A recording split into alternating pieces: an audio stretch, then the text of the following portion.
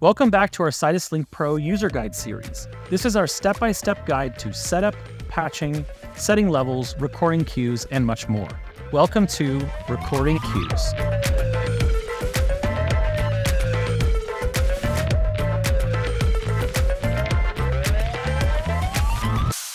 We are now going to cover masters, cues, cue stacks, and recording cues. The Grandmaster is the slider on the far left of the screen. The slider controls the intensity level of every light you have patched in a proportional manner. When the Grandmaster is adjusted, individual light level sliders will not move, but the intensity output will be scaled accordingly. Above the master, there are 4 buttons: Grandmaster Power, Grandmaster Lock, Grandmaster Fade In, and Grandmaster Fade Out.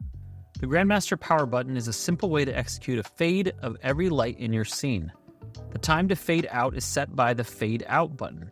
Use the Fade In time to set the Fade Up level when the Grandmaster Power button is used from 0.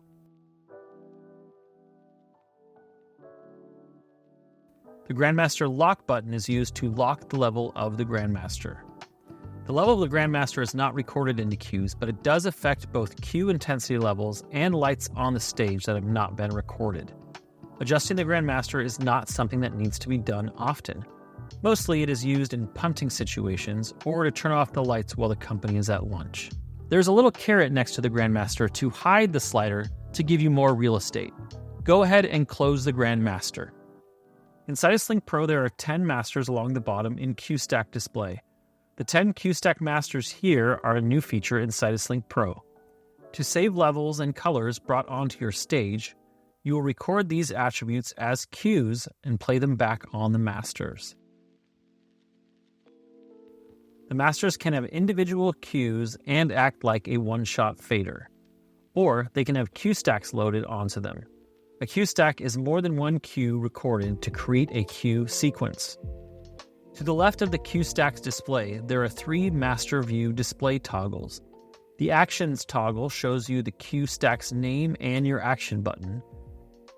The Status toggle adds your cue status and specific cue name. Lastly, the Slider option adds a proportional intensity slider, which acts much like our Grandmaster slider, but for the fixture intensities within the current cue of this cue master.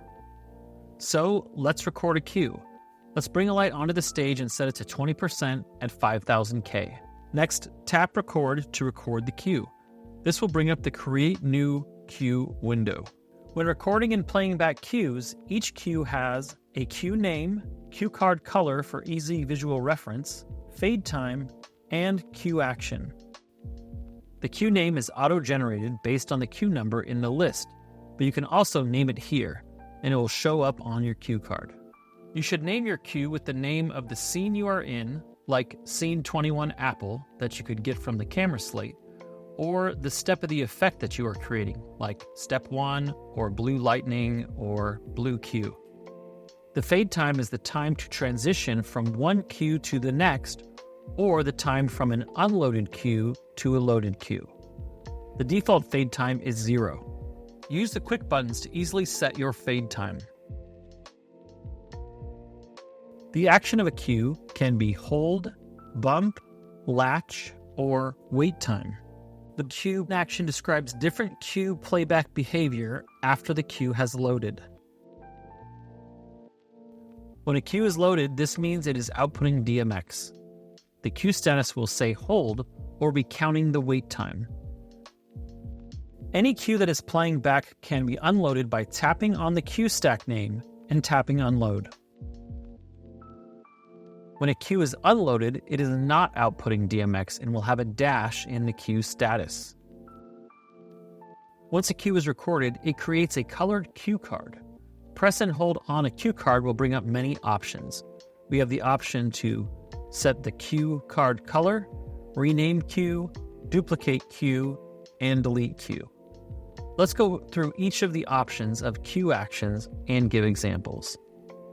A hold action means a cue is held outputting until the next action, like a go button press. Let's give it a cue name of daylight and then select hold for its action. Let's leave the fade time at the default of 0 seconds. For the label, let's select blue for easy reference and press OK. Next, press Go on the master. Now I have a light on my stage outputting, and the same light is in my cue outputting. Remember that lights on the stage always have priority over lights in a cue. The selected lights are still on the stage and outputting, so let's press Clear to clear the stage. When I clear the stage, this will remove all active sliders from the stage. Any slider on the stage that is not recorded into a cue and outputting will turn off. Now the cue is outputting, and since we set the cue action to hold, it is holding for its next action. Let's bring the same light back onto the stage. It will appear on the stage at the same intensity and color as it was running in the cue, which was 20% intensity at 5000K. Let's change the value to a lemon lime color. With the same master selected, tap Record to bring up the Create New Cue window.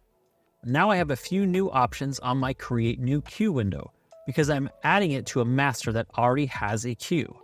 Now I have Create a New Cue at the end of the current cue list, Override Current Cue, and Merge Cue.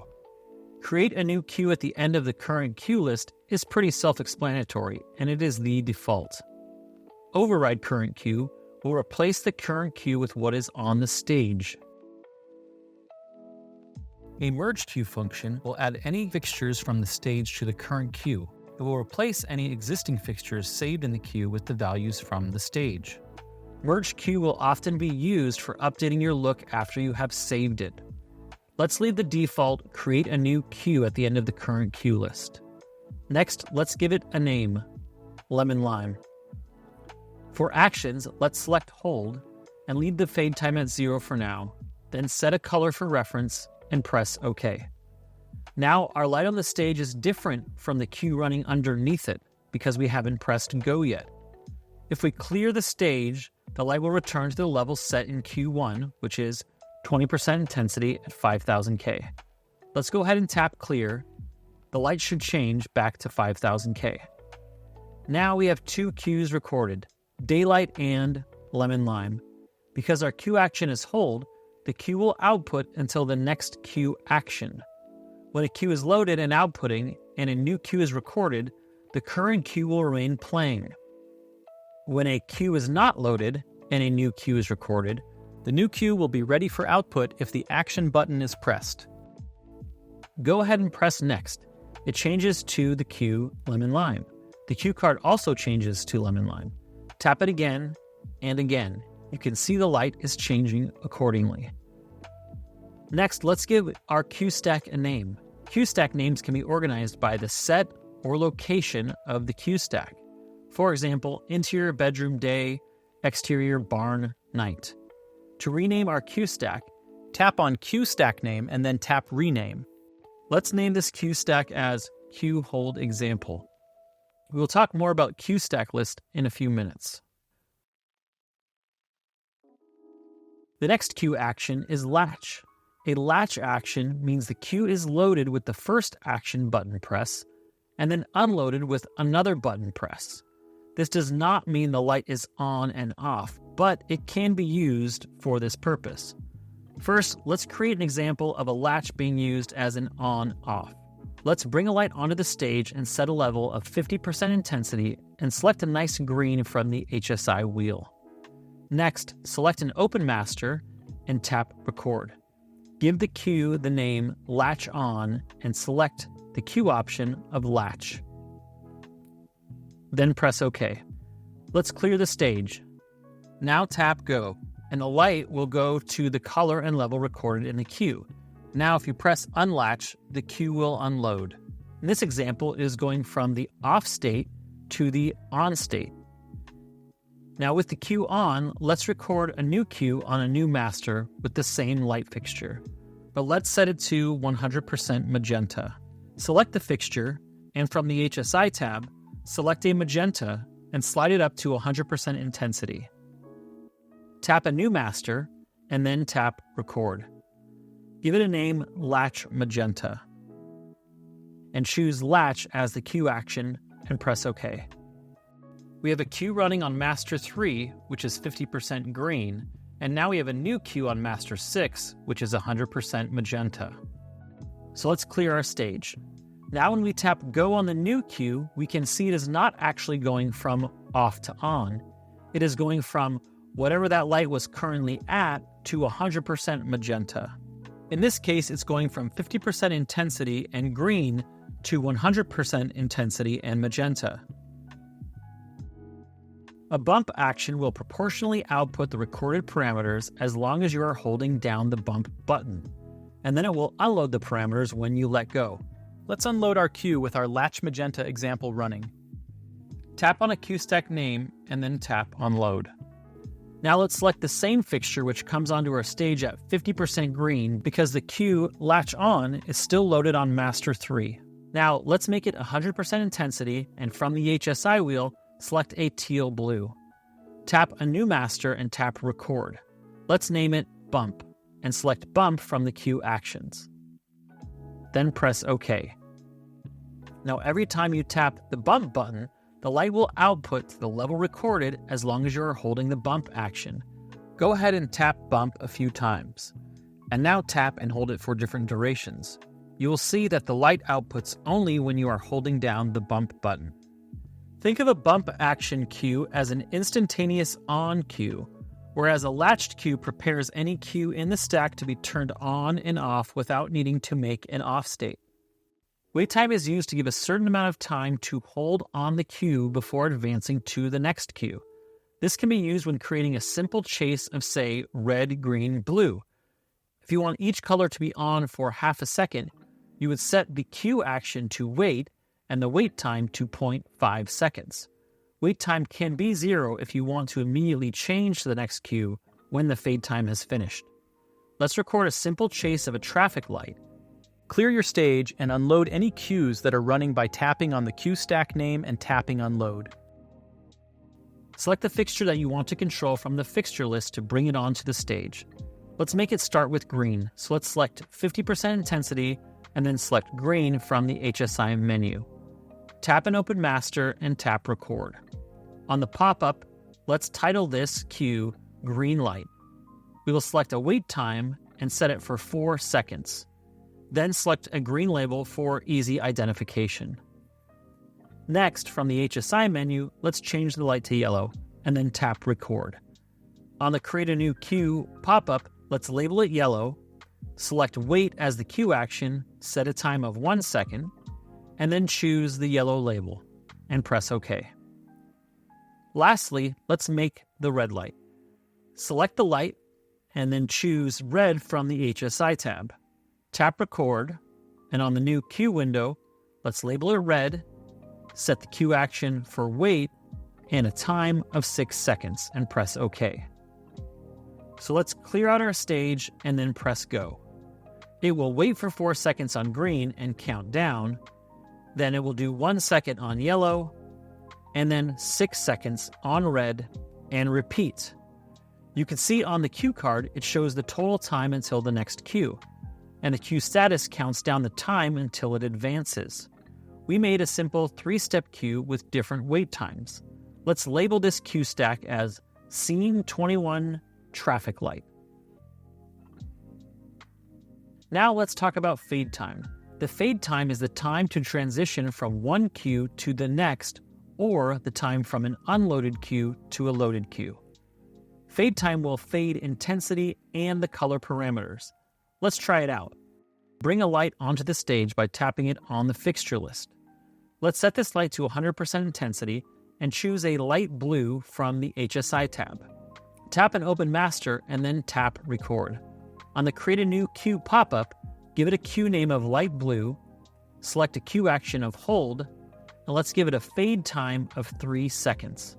This means that when the cue is unloaded and you tap go, it will take 3 seconds to go from 0% to 100% and from the default white to a light blue. Let's try it. Let's clear a stage and tap go. Watch as the light blue will go from the unloaded state of off, fade for 3 seconds, and then hold for the next action. Next, let's change the intensity to 50% and select a yellow from the HSI tab. Tap on record. On the new cue window, let's name it yellow and set it to hold, and then set a fade time of 0.5 seconds.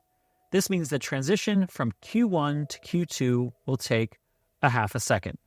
Let's clear the stage and hit Next to advance to the yellow cue. Notice how it fades for 0.5 seconds. Tap Next And watch it fade for 3 seconds from yellow to blue. Now, let's bring the light back onto our stage and set one more level. Let's go for 10% intensity and a forest green color. Tap Record on the new cue window, name the cue, and let's set a fade time of 1 second and set the cue action to wait for 2 seconds. So let's clear our stage and then tap Go. This means that when you are sitting in hold on Q2, when you tap Next, it will fade for 1 second, wait in the forest green for 2 seconds, and then fade for 3 seconds to get to the light blue of Q1. Then it will hold there for the next cue action. Try tapping Go a few more times and get comfortable with the transition times and the cue actions. Fade time can be used with Latch to fade on and off the cue when the Latch button is pressed, as well as with Bump to fade on and off each time Bump is pressed and released. When using fade time and wait time is the time transitioning from the previous cue into the current cue, and wait time is the amount of time holding in the current cue before starting the next one. Alright, we went over masters, cues, cue stacks, recording cues, and cue action and timings. Check out the next video for editing and running cues, quick shots, and workflow.